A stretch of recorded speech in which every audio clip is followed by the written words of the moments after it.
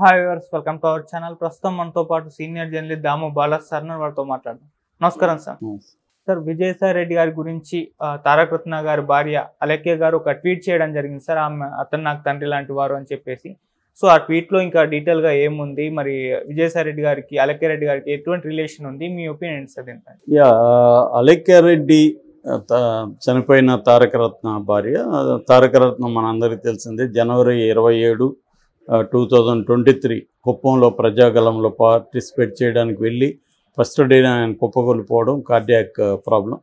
దాని తర్వాత ఆయన దగ్గరున్న హాస్పిటల్కి తీసుకెళ్ళి తర్వాత నారాయణ హృదయాలయ బెంగళూరులో చేర్చారు. అక్కడ 23 రోజులు స్ట్రగుల్ చేసి ఫిబ్రవరి 18 ఆయన చనిపోయారు.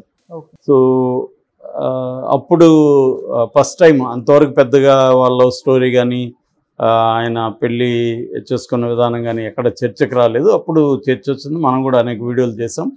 సో వాళ్ళది బేసిక్గా ఏంటంటే ఇంటర్ కాస్ట్ మ్యారేజ్. అదే కాకుండా ఆమె ఆల్రెడీ డైవోర్సీ అలెక్య రెడ్డి. అలెక్య రెడ్డిది వాళ్ళది అనంతపురం, వాళ్ళ నాన్న మత్స్యరావు. సో ఆమె వాళ్ళ చెన్నైలో ఉండేవాళ్ళు. వాళ్ళు కూడా చెన్నైలో వీళ్ళ సిస్టర్కి తారకరత్న సీనియర్ అనమాట స్కూల్లో. తారకరత్న కూడా చెన్నైలో చదువుకున్నాడు. అప్పట్లో వాళ్ళు చెన్నైలో ఉన్నారు. సో అట్లా తారకరత్న పరోక్షంగా ఆమెకు ముందే తెలుసు. బట్ హైదరాబాద్కు వచ్చినాక దాదాపు 2008 ఆ ప్రాంతంలో వాళ్ళ కామన్ ఫ్రెండ్ ద్వారా కలిశారు. కలిసినాక ఇతనేమో కొద్దిగా ఇన్ఫీరియారిటీ లాగా ఉంటాడు అనమాట. అంటే అందరితో కలవడు, అలాగా ఉండేవాడు. ఆమెమో వీళ్ళి ఆపోజిట్, చాలా హై ఎనర్జెటిక్, అందరితో ఉత్సాహంగా కలవడం. అలాగా వీళ్ళిద్దరూ విజాతి ధృవాలు ఆకర్షించినట్లుగా వీళ్ళిద్దరూ ఒకరి పట్ల ఒకరు అట్రాక్ట్ అవ్వడం. కొద్ది కాలం ఫ్రెండ్షిప్ నడిచింది. తర్వాత నందీశ్వరుడి సినిమాకి ఈమె కాస్ట్యూమ్ డిజైనర్గా పనిచేసింది. అప్పుడు వాళ్ళిద్దరి మధ్య సాన్నిహిత్యం పెరిగింది. సో అతను ముందు నుంచి కూడా ఈమెని చూసిన తర్వాత తను పెళ్లి చేసుకోవాలనే ముందు నుంచి కూడా అనుకున్నాడు మనసులో. బట్ ఈమెకు చెప్పలేదు. ఈమెకు మాత్రం ఆ క్లారిటీ లేదు. ఎందుకంటే ఈమె ఆల్రెడీ ఒక పెళ్ళి అయింది ఆమెకు. ఎలిమినేటి మాధవరెడ్డి అని తెలుగుదేశం పీరియడ్లో హోమ్ మినిస్టర్గా ఉన్నాడు. వాళ్ళ అబ్బాయి సందీప్ రెడ్డితో ఈమెకు పెళ్ళి అయింది. కానీ వాళ్ళు ఎక్కువ కాలం కలిసి ఉండలేదు, విడిపోయారు. విడిపోయిన తర్వాత ఆమె తన కెరియర్లో బిజీగా ఉంది. అయితే తారకరత్న లవ్ ప్రపోజల్ చేసినప్పుడు ఆమె తన స్టోరీ అంతా చెప్పింది. తారకరత్న ఆల్రెడీ అవన్నీ కూడా ఆయనకి కూడా ఐడియా ఉంది. సో నాకేమీ అది ఇబ్బంది లేదని చెప్పాడు. కానీ వాళ్ళ ఇంట్లో వాళ్ళు ఒప్పుకోలేదు. మోహన్ కృష్ణ గారు, ఆయన కెమెరామెన్ కూడా, ఎన్టీఆర్ కొడుకు. సో వాళ్ళ భార్య శాంత గారు, వాళ్ళిద్దరూ ఒప్పుకోలేదు పెళ్ళికి. ముఖ్యంగా వాళ్ళ నాన్న అసలు నిన్ను ఇంట్లోకే రానివ్వనని చెప్పాడు. ఆయన చెప్పడానికి కూడా కారణం ఏంటంటే ఆమె రెడ్డి ఒకటి, మన కులం కాదు, రెండోది ఆల్రెడీ పెళ్ళి అయిన ఆమె. సో ఆమెను పెళ్లి చేసుకోవాల్సిన అవసరం నీకేంటి, ఎంతమంది దొరుకుతారు మనకి బ్రహ్మాండంగా అనేది ఆయన చెప్పాడు. లేదు, నేను ఆమెను ప్రేమిస్తున్నాను గట్టిగా నిలబడ్డాడు. అయితే అదే సమయంలో వీళ్ళింట్లో కూడా వీళ్ళ అమ్మ నాన్న కూడా వ్యతిరేకించారు అలెక్య రెడ్డికి, ముఖ్యంగా వాళ్ళ నాన్న. ఎందుకంటే సినిమా వాళ్ళని పెళ్లి చేసుకోవడం ఆయనకి ఇష్టం లేదు. సినిమా ఆల్రెడీ ఒక విడాకులు అయింది, మళ్ళీ నువ్వు సినిమా వాళ్ళని ఎంచుకుంటున్నావు, వాళ్ళు ఎట్లా ఉంటారు అనేది ఆయన కూతురు మీద ప్రేమతో ఆయన వ్యతిరేకించాడు. బట్ ఆ టైంలో వీళ్ళకి ఎవరు కూడా సపోర్ట్ రాల. నందమూరి కుటుంబం కంప్లీట్గా కూడా తారకరత్నాన్ని బాయ్కాట్ చేశారు, పక్కన పెట్టేశారు. సో వీళ్ళకి 2012లో ఆగస్టులో సంగీ టెంపుల్లో పెళ్లి చేసుకున్నప్పుడు కేవలం కొంతమంది ఫ్రెండ్స్, ఈ అమ్మాయి వాళ్ళ సిస్టర్స్, నేహా శక్తి అనే ఇద్దరు సిస్టర్స్, వీళ్ళే ఉన్నారు తప్ప ఇంకెవరు లేరు. తారకరత్న వైపు నుంచి ఎవరు లేరు, బంధువులు కానీ ఎవరు. సో అప్పుడు తారకరత్న బాగా బాధపడ్డాడని అమ్మాయి చెప్పింది. నాకు ఎవరు లేరు, ఇంతమంది ఒక పెద్ద ఫ్యామిలీ ఉండి కూడా నాకు ఎవరు లేకుండా నేను పెళ్లి చేసుకున్నాను, నువ్వన్నా కనీసం లక్కు, నీ సిస్టర్స్ ఉన్నారు, వచ్చారు, నీ కజిన్ అబ్బాయి కూడా ఒక అబ్బాయి వచ్చాడు సో అని అన్నాడు. ఈ అమ్మాయి అతను ఓదార్చానని చెప్పింది. అలాగే ఉన్నారు. ఆ టైంలో ఏమైందంటే వీళ్ళిద్దరూ పెళ్లి చేసుకున్నారు. కెరీర్ పరంగా కూడా తన కెరీర్ కూడా ఘోరమైన పరిస్థితులకు వెళ్ళిపోయింది. కెరీర్ లేదు, బంధువులంతా బాయ్కాట్ చేశారు. అటువంటి పరిస్థితుల్లో వీళ్ళకి అండగా నిలబడిన వ్యక్తి విజయసాయి రెడ్డి. విజయసాయిరెడ్డికి ఈ అమ్మాయికి బంధుత్వం ఏంటంటే విజయసాయిరెడ్డి వాళ్ళ భార్య చెల్లి కూతురే ఈ అమ్మాయి. సో విజయసాయిరెడ్డి బాబాయ్ అవుతారు, అంకుల్ అని పిలుస్తుంది. మామూలుగా ఇంగ్లీష్లో బాబాయిని అంకుల్ అంటారు, మామని అంకుల్ అంటారు, అలాగే అంకుల్ అని పిలుస్తుంది ఈమె. సో అప్పుడు ఆయన అన్కండిషనల్గా సపోర్ట్ చేయడం, వాళ్ళ ఇంట్లో వాళ్ళతో కూడా మాట్లాడడం, అలాగా వీళ్ళకి 2012లో పెళ్ళయింది. 2013లో పెద్ద అమ్మాయి నిష్గా పుట్టింది.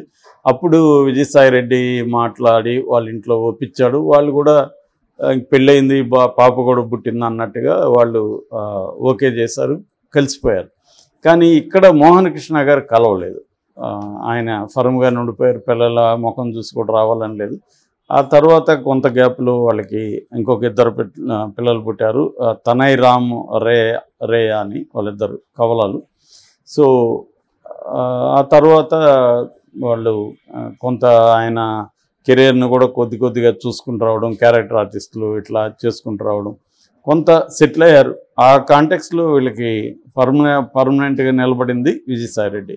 అయితే 2016లో ఈ అమ్మాయి ఇతను బాధ చూడలేక, అంటే నా ఫ్యామిలీలో నన్ను దేనికి ఫంక్షన్లు పిలవరు, ఏం పిలవరు అని బాధపడే ఇది ఉంటుంది కదా. ఉన్నప్పుడు ఈమె బాలకృష్ణని కాంటాక్ట్ చేసి ఒక్కసారి అతని బర్త్డేకి మీరు వచ్చిపోండి అని చెప్తే బాలకృష్ణ కూడా ఒప్పుకొని 2016లో తారకరత్న బర్త్డేకి సర్ప్రైజ్గా వెళ్ళాడు. అప్పటి నుంచి బాలకృష్ణ కూడా వీళ్ళ ఫ్యామిలీని చూసుకుంటున్నాడు. ఇలాగా బోత్ సైడ్స్, ఇటు బాలకృష్ణ ఇటు విజయసాయిరెడ్డి ఇద్దరు కూడా వీళ్ళ ఫ్యామిలీకి సంబంధించి సపోర్ట్ సిస్టమ్స్ లాగా నిలిచారనమాట. అందుకని మనకి ఇతను హెల్త్ విషయంలో సీరియస్గా హాస్పిటల్ ఉన్నప్పుడు కూడా వీళ్ళిద్దరే హాస్పిటల్లో చూసుకోవడం, దానికి సంబంధించిన ఏర్పాట్లు అవన్నీ విజయసాయిరెడ్డి ఒక పక్క, బాలకృష్ణ ఒక పక్క చూసుకున్నారు. ఇద్దరు రెండు పొలిటికల్గా రైవల్ క్యాంప్స్ ఉన్నప్పటికీ బంధుత్వ పరంగా చూసుకున్నప్పుడు బంధువులు అవుతారు వాళ్ళిద్దరు. సో ఆ రకంగా ఇద్దరు చూసుకుంటున్నారు.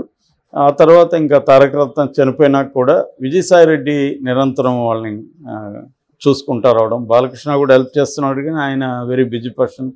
సో విజయసాయిరెడ్డి అప్పుడప్పుడు చూస్తున్నాడు. ఇప్పటికి కూడా తారకరత్న వాళ్ళ అమ్మ నాన్న వీళ్ళని దగ్గరికి చేర్చడం కానీ వీళ్ళని ఓన్ చేసుకోవడం కానీ చేయట్లేదు.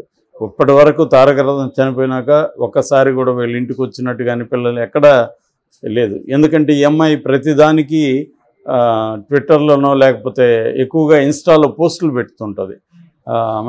అతను చనిపోయినాక చాలాసార్లు పోస్టులు పెట్టింది బాధపడుతూ. ఆ గ్రీఫ్ అంటారు కదా, ఆ పెయిన్ నుంచి ఆమె అదొక డ్రామా ఆమెకి. ఎందుకంటే సర్వస్వం తారకరత్న లాగా, తారకరత్న అని అనుకునే స్థితిలో ఆయన చనిపోయినప్పుడు ఆ గ్రీఫ్ నుంచి బయటపడడానికి ఆమె చాలా కష్టపడింది. చివరికి సద్గురు ఆశ్రమం దీనికి కూడా వెళ్ళొచ్చింది, ఈషా ఫౌండేషన్ కోయంబత్తూరు, అక్కడికి వెళ్ళొచ్చి అక్కడ కొద్ది రోజులు ఉండొచ్చింది. అలాగా చాలా ఇబ్బందులు పడి ఇప్పుడిప్పుడే మెల్లగా కోలుకుంటుంది. అయితే ఆ మధ్యకాలంలో ఈమె రాజకీయాల్లోకి వస్తుందని, గుడివాడ నుంచి పోటీ చేయిస్తున్నారని కూడా వార్తలు వచ్చాయి. ఎందుకంటే తారకరత్న చివరి కోరిక ఎమ్మెల్యేగా కంటెస్ట్ చేద్దామని ఒక 5 నియోజకవర్గాలు ఆయన సెలెక్ట్ చేసుకొని 5లో ఏది ఇచ్చినా నేను తీసుకుంటానని కూడా లోకేష్కి చంద్రబాబు చెప్పారు. వాళ్ళు కూడా ఇద్దామని అనుకున్నారు, ఎందుకంటే ఈయన క్యాంపెయిన్లు వాటికంతా కూడా వెళ్ళేవాడు. అయితే ఆయన చనిపోయినాక ఈమె దానికి నేను ఇప్పుడే రెడీగా లేనని చెప్పింది. మేబీ లేటర్ పీరియడ్లో ఏమన్నా వస్తుందో తెలియదు.